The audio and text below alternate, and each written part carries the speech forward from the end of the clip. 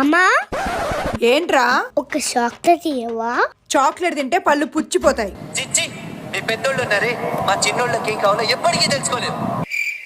అమ్మా నీకు ఒక కష్టం అడుగు. నువ్వు ఆన్సర్ చెప్పకపోతే నాకు చాక్లెట్ ఇవ్వాలి. వీడేదో చిన్న క్వశ్చన్ అడుగుతాడు, నేను టక్మన్ ఆన్సర్ చెప్పేస్తా.